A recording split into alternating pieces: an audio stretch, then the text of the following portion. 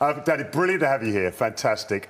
Quite clearly incapacitated at the moment. Just give us an update on how the knee's coming on. Yeah, it's coming well. It's pretty slow the first couple of weeks of rehab, especially with a knee injury, but, you know, slowly get into it now and things start to build nicely, and I've got the faith in the Wasps medical team. Great stuff. We're absolutely thrilled that you're here. Now, of course, we are live on Facebook and Twitter, so if you do have any questions for Danny, then please send them through. Ugo, you're in charge of this. What have we got? That's it, as you can imagine, with a great man in today, we've had plenty of questions in, so we're going to get through them here.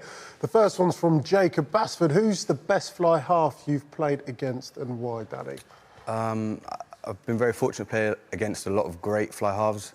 Probably have to say Dan Carter. Obviously, his you know, what he's done over his career is unheralded, and I think he's moved to France, and even though he's a bit older now, his experience is coming through, and obviously he's probably the best 10 I've played against. I've got a question. When you first broke into the Wasp side, but a long time ago now, did you always see yourself as a 10 playing fullback because that was where they were positioning you, or did you think that actually I might end up at fullback for the rest of my career? No, 10 was always the goal, but Sean Edwards at the time, we had Alex King, who was a very experienced 10, who was the ultimate game manager, and you know, he said to me, because I've got the pace and the youth on my side, from fullback I can sit back and watch what he does and how he manages the game, and the things that I could learn from him, you know, really helped me throughout my whole career. So it was a great opportunity for me to spend a season at fullback and really learn from him. And then the following season I moved to 10 and just been there ever since. And that youth thing is the key thing, isn't it? When you look at those images we just saw, winning a European title in 2008, so coming up for 10 years ago, I think people forget how young you were when you started. Do you sometimes have to pinch yourself and think, I've been in this game a long time now? Yeah, it does creep up on you. You know, being 29 now and my 30th birthday's coming up soon, I think with age, the experience of playing rugby, you know, I'm enjoying my rugby even more now because I've got an even more important role as a fly half. I guess I'm becoming that Alex King type fly half as you are. You try and manage, you try and mentor the younger players, try and bring through a squad, and I'm really enjoying that challenge at the minute.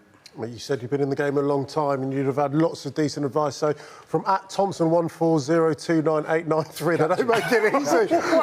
Real catchy, yeah. What's the best bit of advice you've been given? Well, when I was at fullback, Sean gave me 2 pieces of advice, and it was either pass early or run hard. And it was pretty simple, but, you know, at fullback, those are the type of things you have to do, and you know, to keep my head nice and straight and square.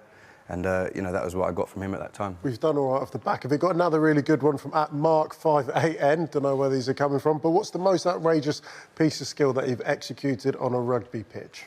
I don't know, really, because I guess it's just part and parcel of the game. There's nothing too outrageous. It's more probably in the warm-up. I like to mess about a bit with the ball and get my eye in and do a few kick-ups and things like that, and I guess that's... Is that you just showboating, or is that you actually trying to just get to a relax. feel for the ball? I think in the warm-up, when the cameras aren't on you, everything's not going, you know, just to relax. You go out there, people have got different routines, different things, and I like to practice my first touch when I'm kicking with Jimmy at the beginning of the game. Well, that length of the field try, was it Northampton at Franklin's Gardens last year when you ended up giving it to Jimmy Gopperth, didn't you? You made that chip, but it's from your own line. Was there any moment where you've gone, this better come off, or the forwards are going to give me a hell of a kicking here? Or did you just know that the space was there and you might as well go from anywhere on the pitch? I think when you make those decisions, it's how you execute and the conviction you go through with it. I saw the space was there, and obviously with the defenders on the short side and the fullback being so deep, often the space is just that 10-metre period, that area just behind the defensive line, and it was either that or run at George North, so I thought that little goal kick was going to happen. What about the different messages that you're given? Because, you know, that try that Ben's mentioning there, you're just going for it, you're playing your game. When you look at the England managers, England coaches that have been responsible for your international career, there have been a few, and the message has changed. How difficult is it to adapt to what each man wants you to do? I think that's a big difference when a coach does come in, because they've got their own philosophy, and it's about adapting and playing with that. You know, I was very lucky to have Brian Ashton, who coached me in the Nash Academy at 15, and he eventually gave me my England debut.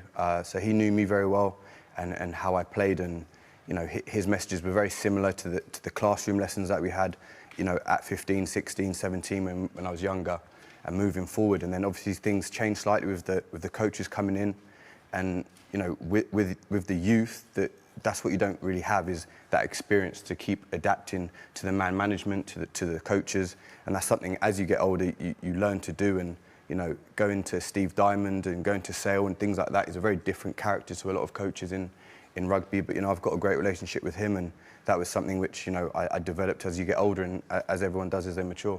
We've got a couple more questions from Twitter, actually, and the first two kind of relate to themselves. So what advice would you give to your 18-year-old self? And I guess the second one with Marcus Smith. He is that 18-year-old kid making his way in the Premiership, obviously started really well. What advice would you give Marcus Smith, and what would you perhaps change at 18 for yourself? To Marcus Smith, I think he's got great role models and people to listen to in Nick Evans, Mark Mapletoft, who obviously, you know, both played a lot of rugby in the Northern and Southern Hemisphere.